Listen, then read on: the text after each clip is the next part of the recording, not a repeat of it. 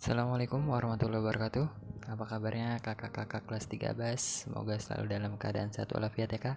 Semoga juga selalu dalam lindungan Allah Subhanahu wa taala. Dan Bapak harap juga kakak-kakak kelas 3 Abbas ini selalu bersemangat baik belajar maupun beribadah walaupun hanya berada di rumah saja. Oke, baik kak. Mungkin kakak-kakak baru pertama kali nih ya lihat wajah Bapak. Nah, sekarang izinkan Bapak untuk memperkenalkan diri Bapak terlebih dahulu. Jadi nama Bapak adalah Pak BMW. Wah, apa tuh Pak kepanjangannya? Nah, jadi kepanjangan dari BMW adalah Bayu Muhammad Wijaya. Jadi nama Bapak adalah Pak Bayu Muhammad Wijaya. Jadi boleh kakak-kakak panggil dengan sebutan Pak Bayu. Nah, insya Allah Bapak yang akan mengajar kakak-kakak kelas 3 Abbas nanti pada pelajaran PAI seperti itu. Nah, pada kesempatan pelajaran pertama pada hari ini, Bapak diminta untuk memberikan atau mengisi tentang kisah dari nama sahabat yang ada di kelas kalian, yaitu Ibnu Abbas. Jadi hari ini Bapak mau cerita tentang sahabat yang bernama Ibnu Abbas. Nah, mau tahu gimana ceritanya? Silakan ditonton dengan baik video ini dan juga didengarkan dengan baik. Semoga nanti ada manfaatnya untuk kita pribadi khususnya dan juga buat orang lain. Oke, untuk mempersingkat waktu, mari sama-sama kita dengarkan ceritanya seperti apa. Oke kak, silakan. Oke baik kak, sebelum kita mulai ceritanya tentang kisah dari Ibnu Abbas, Bapak mau tes dulu nih. Kira-kira konsentrasi kakak-kakak kelas 3 Abbas ini udah fokus atau belum ya? Nah, di sini Bapak sudah menyiapkan gambar. Ada 2 gambar. Perintahnya adalah silakan kakak-kakak cari 5 perbedaan yang terdapat pada 2 gambar yang ada di layar ini. Oke, ayo Bapak kasih waktu. Silakan kakak-kakak cari 5 perbedaan yang ada pada 2 gambar yang udah Bapak siapkan. Oke, silakan dicari. Diteliti ya kak, supaya bisa menemukan 5-5-nya. Kalau 5-5-nya sudah ketemu, berarti kakak-kakak sudah fokus semuanya dan sudah siap untuk belajar. Oke? Gimana? Sudah ketemu kak? Oke, baik, kita cocokkan ya. Kira-kira 5 jawaban kakak sudah benar belum nih ya kira-kira? Kalau misalkan benar semua, berarti sudah fokus dan siap untuk belajar.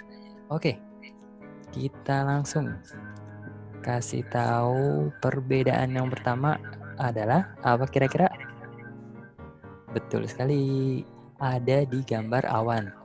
Di gambar A terdapat gambar awan, ada 3 di situ, tapi di gambar B hanya ada 2. Ini perbedaan yang pertama. Perbedaan yang kedua, kira-kira siapa yang bisa menyebutkan lagi?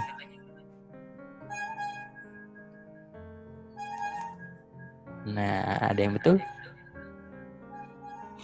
Perbedaannya adalah gambar orang yang di belakang. Yang di gambar A dia pakai baju warna kuning, sedangkan di gambar yang B dia memakai baju warna biru. Itu perbedaan yang kedua. Nah, ada yang sudah benar lagi 2. Oke, kalau sudah kita lanjut ke gambar yang ketiga. Mana nih yang beda kira-kira? Nah, gambar kucing.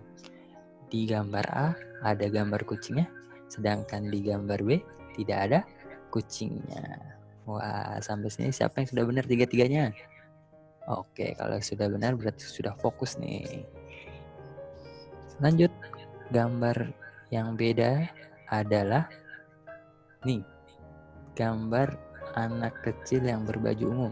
Di gambar B ada gambar anak kecil berbaju ungu, sedangkan di gambar A kosong, nggak ada gambar anak berbaju ungu. Oke, siapa lagi yang benar nih? Lanjut ya. Perbedaan yang terakhir adalah di gambar apa ayo? Nih, di gambar Gucci yang ada di bawah. Yang satu berwarna biru di gambar A, sedangkan di gambar B berwarna pink. Oke, kira-kira siapa yang jawabannya benar semua? Silakan tunjuk tangan. Oke, luar biasa. Berarti sudah fokus semuanya. Nah, kalau sudah fokus, berarti Bapak sudah siap untuk menyampaikan cerita tentang kisah dari Ibnu Abbas. Oke, langsung ya Kak.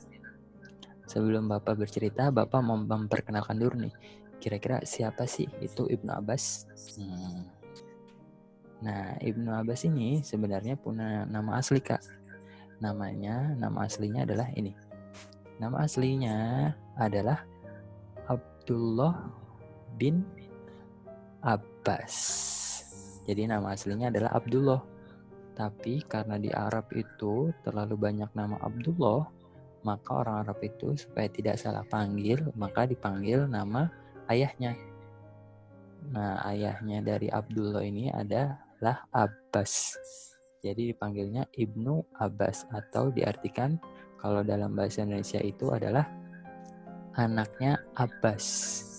Nah, gitu. Jadi kalau misalkan kalau dipanggil Abdullah, takutnya nanti salah orang atau salah Abdullah karena saking banyaknya.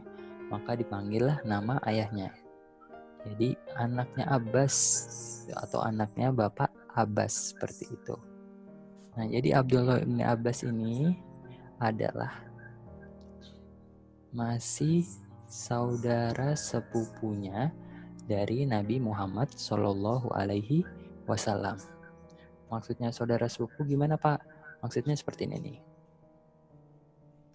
Jadi ayah dari Nabi Muhammad yaitu Abdullah dan ayah dari Abdullah atau Ibnu Abbas itu adalah Abbas. Nah, ayah dari Nabi Muhammad dan Ibnu Abbas ini adalah adik kakak yang dari ayahnya bernama Abdul Muthalib. Jadi kakeknya Nabi Muhammad ini Abdul Muthalib punya anak 3 namanya Abdullah, Abbas, dan Abu Thalib. Nah, anak yang pertama ini Abdullah punya anak namanya Nabi Muhammad. Sedangkan anak Abdul Muthalib yang kedua yang namanya Abbas ini punya anak namanya Abdullah. Lalu Abu Thalib anaknya yang terakhir ini punya anak lagi namanya Ali.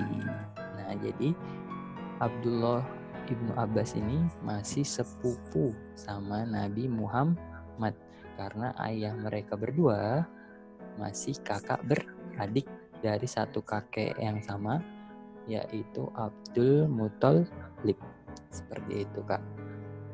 Nah, Ibnu Abbas ini adalah seorang pemuda yang sangat luar biasa pintar dan cerdasnya, khususnya dalam ilmu agama, ilmu Al-Quran, dan juga ilmu hadis. Seperti itu. Kenapa sih Pak bisa pintar dan cerdas dalam bidang ilmu agama dan ilmu Al-Quran serta hadis? Karena Abdullah Ibnu Abbas ini ketika masih kecil pernah didoakan oleh Nabi Muhammad SAW secara khusus. Nah, jadi waktu masih kecil nih, Ibnu Abbas pernah didoakan khusus oleh Nabi Muhammad SAW. Doanya seperti ini. Allahumma faqihhu fiddin wa 'allimhu ta'wil. Yang artinya adalah, ya Allah, pahamkanlah dia akan ilmu agama dan berilah ia pengetahuan tentang ta'wil atau tafsir. Tafsir itu artinya adalah ilmu atau pengetahuan untuk menjelaskan ayat Al-Quran. Nah, setelah didoakan khusus oleh Nabi seperti ini, maka Ibnu Abbas ketika sudah dewasa itu cerdas, khususnya di bidang agama, bidang tafsir, bidang ilmu Al-Quran dan hadis. Sampai-sampai beliau juga termasuk ke dalam orang-orang yang meriwayatkan hadis dengan jumlah yang sangat banyak. Tapi masih kalah dengan Abu Hurairah seperti itu. Tapi beliau juga termasuk sebagai sahabat Nabi yang banyak meriwayatkan hadis-hadis dari Nabi Shallallahu Alaihi Wasallam.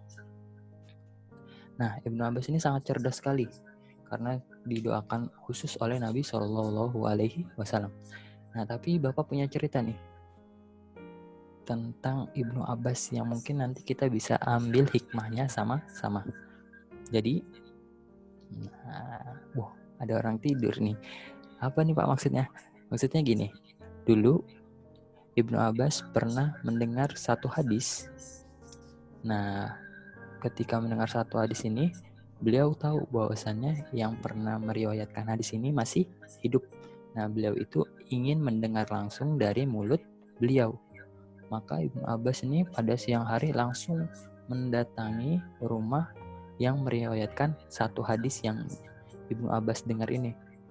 Nah, siang hari jalan menuju rumahnya, sampai rumah si perawi hadis ini, tiba-tiba si yang punya rumah, si perawi hadis ini sedang istirahat. Maka Abdullah ibnu Abbas tidak mau mengganggu sang pemilik rumah. Maka akhirnya Ibnu Abbas pun istirahat di depan rumahnya. Karena saking lamanya menunggu, tiba-tiba Ibnu Abbas pun ketiduran di depan rumahnya. Padahal beliau adalah sepupu Nabi Muhammad Shallallahu Alaihi Wasallam, tapi rela tidur di depan pintu rumah salah satu sahabat karena ingin mendengar satu hadis langsung yang telah ia dengar langsung dari Nabi Muhammad Shallallahu Alaihi Wasallam. Akhirnya mungkin sampai sore gitu ya, Abdullah bin Abbas ini masih tidur. Tiba-tiba yang punya rumah ini yang ingin didengarkan hadisnya dari beliau ini tiba-tiba keluar rumah. Kaget. Loh, kok di depan rumah saya ada sepupunya Nabi tidur? Waduh, betapa nggak enaknya ya seorang sahabat ini, bahwasannya kok sepupu Nabi bisa tidur di depan rumah saya. Kenapa saya nggak diketok-ketok gitu rumahnya? Kenapa saya nggak dibangunin aja? Kalau saya tahu itu Ibnu Abbas, sepupunya Nabi, sudah pasti saya bukakan. Tapi apa jawaban dari Ibnu Abbas? Kata Ibnu Abbas, nggak apa-apa, wahai sahabat, nggak apa-apa. Saya ini ingin mendengarkan langsung hadis dari kamu, jadi saya tidak mau mengganggu kamu yang sedang beristirahat. Nah, karena si sahabat yang didatangi rumahnya ini tahu kedatangan Ibnu Abbas ingin mendengar hadis yang dia dengar langsung dari Nabi, maka dia heran. Maka dia bilang kepada Ibnu Abbas seperti ini, wahai sepupunya Nabi SAW, mengapa engkau tidak mengutus seseorang untuk memintaku datang menemuimu? Maksudnya begini, Ibnu Abbas, kok kamu gak nyuruh orang sih buat manggilin saya, buat datang ke rumah kamu untuk saya membacakan hadis yang telah saya dengar dari Nabi? Kenapa kamu harus rela-rela datang jauh-jauh ke rumah saya, panas-panasan, sampai ketiduran di depan rumah saya? Engkau kan sepupunya Nabi, saya nggak enak dong. Wah, tapi lihat nih jawaban dari Ibnu Abbas. Walaupun beliau seorang yang punya ilmu yang sangat luar biasa, yang sangat cerdas, walaupun beliau statusnya sebagai sepupu Nabi, tapi beliau tidak sombong. Tidak serta-merta karena saya sepupunya Nabi, kamu yang harusnya ke rumah dong. Enggak begitu. Itu namanya adab seorang penuntut ilmu atau adab seorang murid kepada guru. Jadi walaupun misalkan orang tuanya atau dianya itu mempunyai jabatan yang tinggi, tapi kalau sudah masalah ilmu, dia harus tidak boleh menyombongkan itu kepada gurunya. Sama seperti yang ditunjukkan oleh Ibnu Abbas ini. Walaupun dia sepupunya Nabi, dia tidak serta-merta ingin mendengar satu hadis lalu menyuruh orang tersebut untuk datang ke rumahnya, tapi beliau yang menyamperin.